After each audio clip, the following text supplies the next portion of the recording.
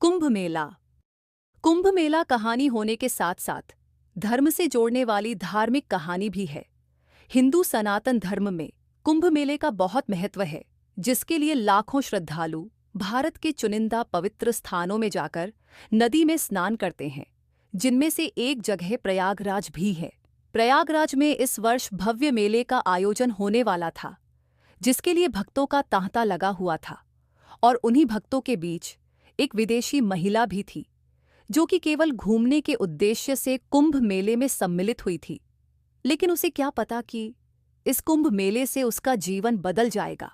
महिला का नाम एलेक्स था। वह विदेशी संस्कृति में पली बढ़ी और वही उसने शादी करके अपना परिवार बसाया। और अब जब बच्चे बड़े हो गए, तब वह देश विदेश अकेले ही यात्राएं करने लगी।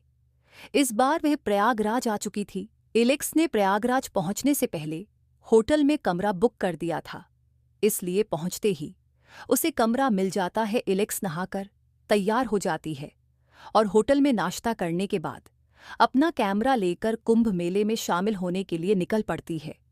लेकिन प्रयागराज के रास्तों में श्रद्धालुओं का झुंड लगा हुआ था। भीड़ देखकर एलेक्स आगे जाने की हिम्मत नहीं कर पा रही थी। अचानक एलेक्स को एक अघोरी दिखाई देते हैं, जो अर्धनग्न अवस्था में सफेद भभूति से रंगे हुए दिखाई दे रहे थे। एलेक्स को उन्हें देखकर उनकी फोटो खींचने का विचार आता है। वह अघोरी के पास पहुंच जाती है और अपना कैमरा चालू करके उनके सामने खड़ी हो जाती है।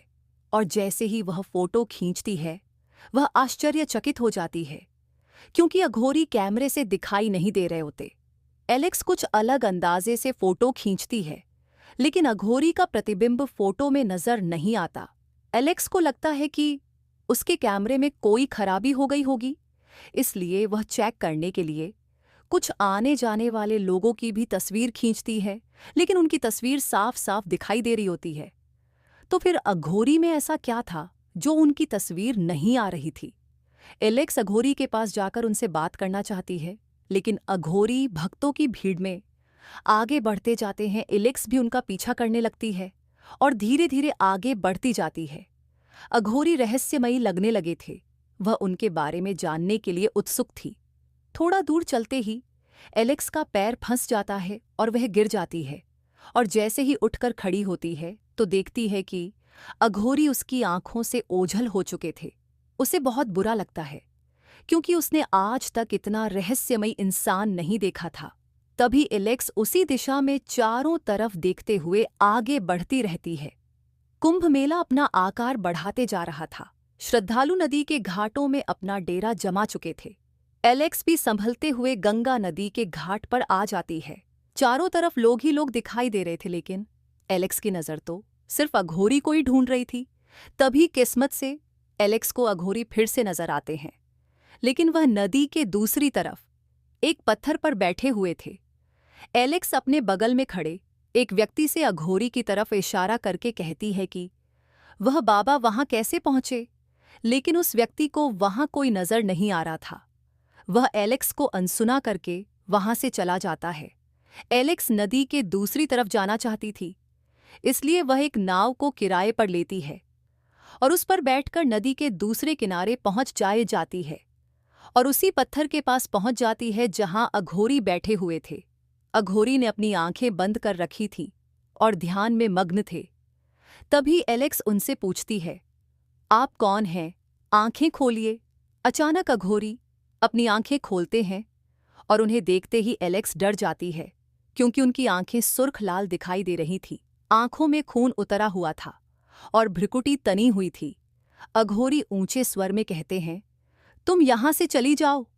वह अघोरी से बात करना चाहती थी, लेकिन वह हिम्मत नहीं जुटा पा रही थी। एलेक्स के दिमाग में अघोरी को जानने की उथल पुथल चल रही थी।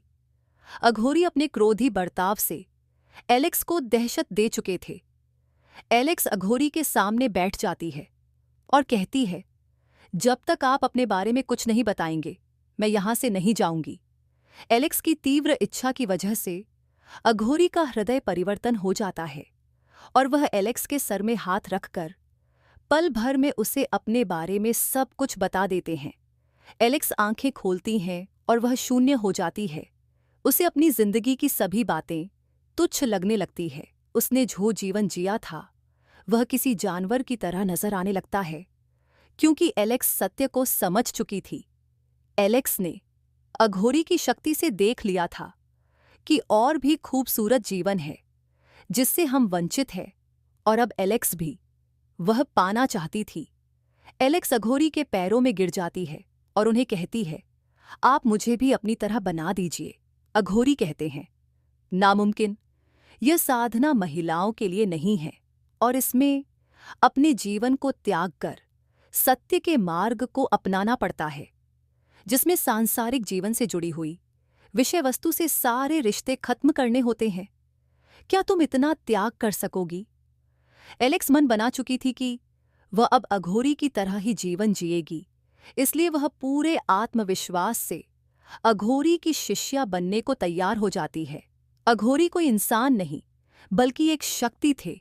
वह किसी भी तरह के वातावरण में रहने में सक्षम थे, लेकिन एलेक्स तो एक साधारण महिला है। वह इनके साथ साधना करने योग्य नहीं थी, इसलिए वह एलेक्स के लिए उन्हीं पत्थरों के बीच में अपनी चमत्कारी शक्ति से एक छोटी सी गुफा का निर्माण कर देते हैं और एलेक्स के वस्त्रों को बदलकर उसे वैराग्य की वेशभूषा में ले आते हैं।